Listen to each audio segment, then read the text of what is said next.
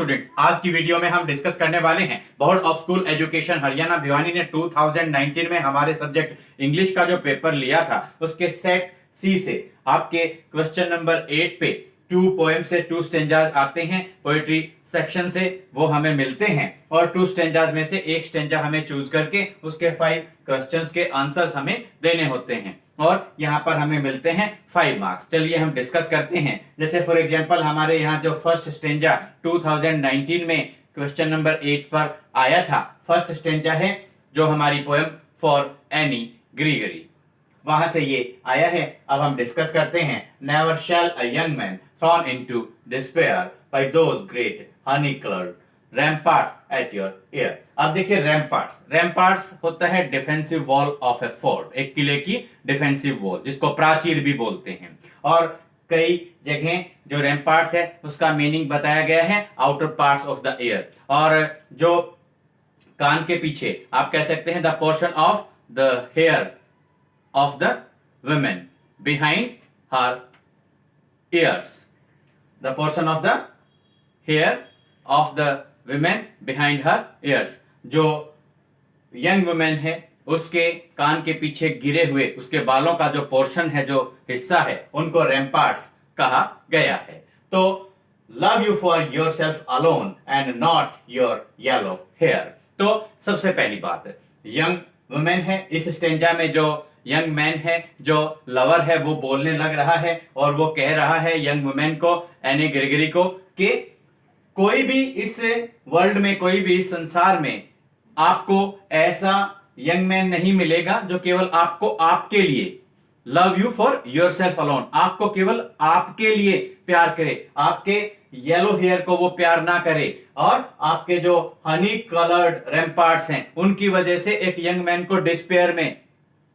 Distress में, निराशा में नहीं धकेला जाना चाहिए। क्योंकि कोई भी जो लवर है वो केवल आपको आपके लिए प्यार नहीं करता है, वो ऐसा नहीं हो सकता है कि आपके येलो हेयर को वो प्यार ना करे। इसलिए जो आपके हनी कलर्ड रैम्पार्ट्स हैं उनकी वजह से यंग मैन को डिस्पेयर में, निराशा में नहीं धकेला जाना चाहिए, ये लवर ने कहा है। अब हम क्वेश्चंस को डिस्कस करते हैं। नेम द पोएम आपसे पूछा, ये आपका जो केवल आपसे पोएम का नेम यहां पर पूछा गया है, आप लिखेंगे poem colon for any ग्रीगरी।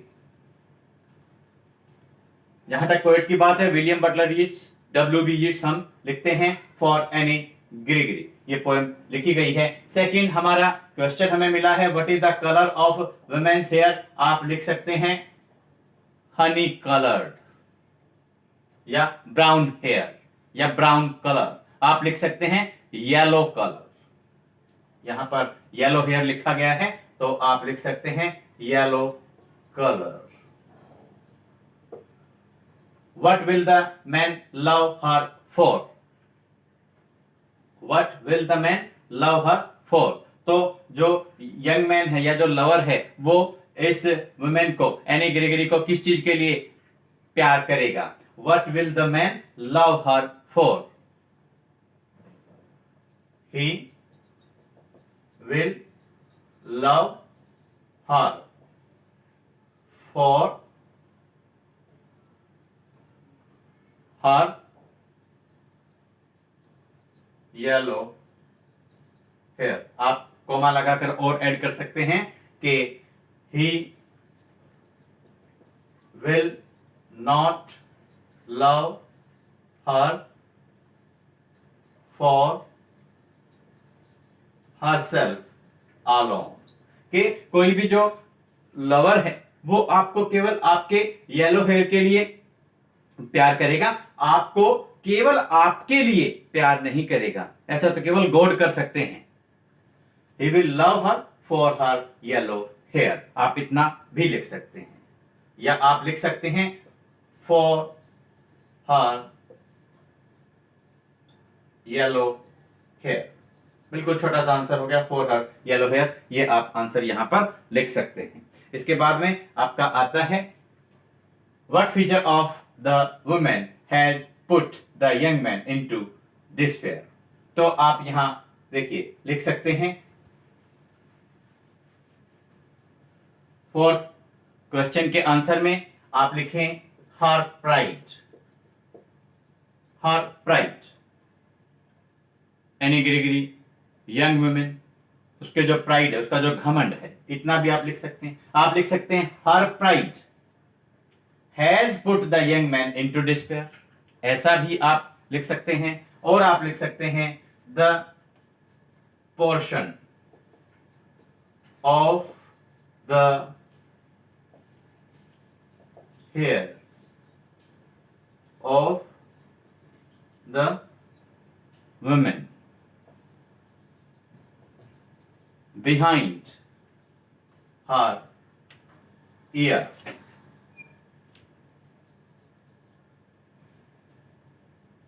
Young women के कानों के पीछे जो पड़ा हुआ रेम्पार्ट्स हैं या बालों का जो गुच्छा है, वो फीचर ऐसी है जिसने यंग मैन को डिस्पेयर में धकेल दिया है, निराशा में धकेल दिया है।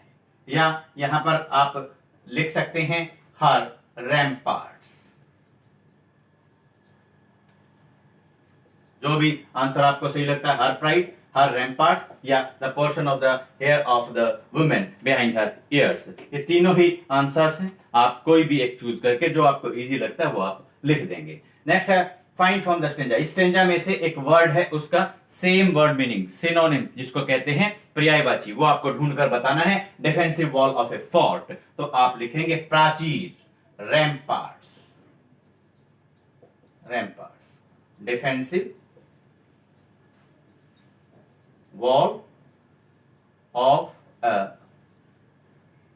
Fort, defensive wall of a fort क्या होगा मीनिंग? स्टेंजा से आपको मिला रैम्पार्ट्स।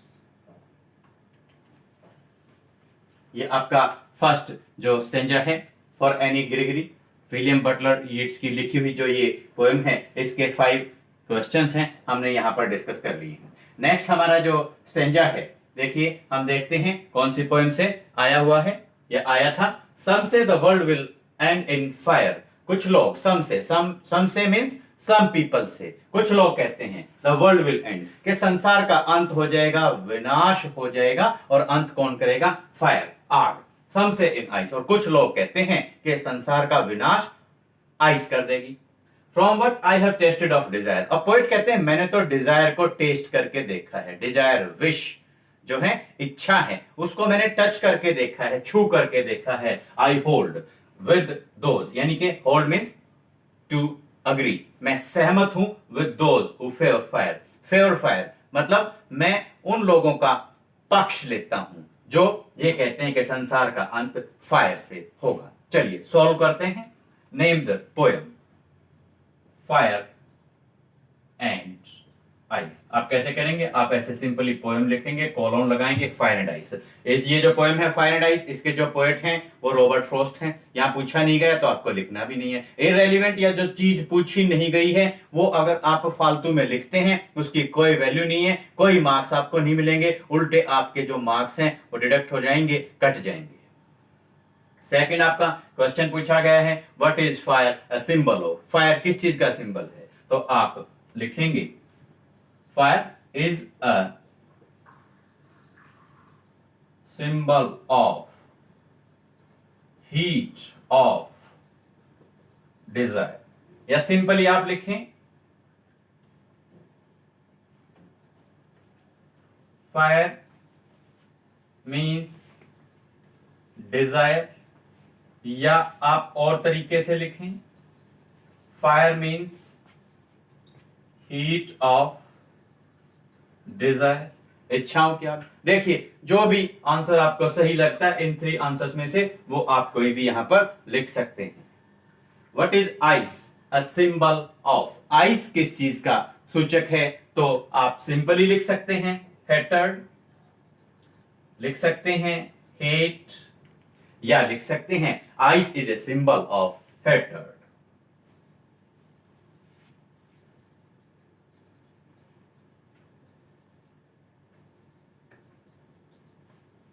इस तरीके से आप लिख सकते हैं ice is a symbol of hatred. Next हम बात करते हैं why does the poet hold with those who favour fire. देखिए डज आ गया और होल्ड आ गया, तो आप क्या करेंगे, the poet holds with those who favour fire because, the poet holds with those who favour fire because he has tasted desire. आप answer करेंगे the poet has tasted desire. दूसरा आंसर आप लिख सकते हैं the poet has tasted heat of desire, so he holds with those who favour fire. ऐसे भी आप लिख सकते हैं। What is the rhyme scheme of this stanza. अब ये स्टेंजा, इसकी राइम स्कीम हम आप देखते हैं। सम से the world will and in fire, ये जो फायर है लास्ट वर्ड है, इसको हमने मान लिया ए। नेक्स्ट लाइन में हमारा है सम से इन आइस, फायर और आइस ये आपस में राइमिंग वर्ड्स नहीं हैं, तो इनकी राइमिंग नहीं हुई। आइस को हम कह देंगे B. Third line from what I have tasted of desire, fire desire, इनकी राइमिंग होती है, तो ये हो गया ए। और फिर I hold with those who favour fire, और ये आइस और फायर इनकी राइमिंग नहीं होती, डिजायर फायर इनकी राइमिंग होती है, ये हो गया ए। तो फर्स्ट स्टेंजा जो हमारा है उसकी राइम स्कीम हमारी बनी है। आप लिखेंगे ए बी ए ए, ये आप लर्न करेंगे। ये जो फायर एंड आइस है इसके सेकंड स्टेंजा भी की भी हमने राइम स्कीम की थी अपनी एक प्रीवियस वीडियो में, तो वो भी आप अच्छे से देखेंगे सीखेंगे। बहुत अच्छा लगता है, बहुत इजी रहता है, कोई क्रैमिंग करने की आपको जरूरत नहीं पड़ती। राइमिंग वर्ड्स अगर पूछे जाते हैं तो आप लिखेंगे फायर डिजायर फायर, ये राइमिंग वर्ड्स हैं। आइस जो है इसकी किसी के साथ में भी राइमिंग नहीं होती है। तो स्टूडेंट्स यहाँ पर इस वीडियो में हमने board of school education Haryana Bhiwani ने मार्च 2019 में जो हमारा सब्जेक्ट इंग्लिश का एग्जाम लिया था, पेपर लिया था, उसमें हमारा पोएट्री सेक्शन से क्वेश्चन नंबर 8 जो आया था, कॉम्प्रिहेंशन पैसेजेस आते हैं, वो हमने यहाँ पर डिस्कस किया है। आप अपने नोट्स प्रिपेयर कर लेंगे अपनी नोट्स बुक्स में, आप अच्छे तरीके से नोटबुक्स में ये सारा जो रिटर्न मटेरियल है वो नोट डाउन कर लेंगे, लर्न कर लेंगे, रिवाइज कर लेंगे, और अपनी नेक्स्ट वीडियो में अगले कॉम्प्रिहेंशन पैसेजेस के साथ आपसे फिर होगी मुलाकात। Thank you, have a nice day.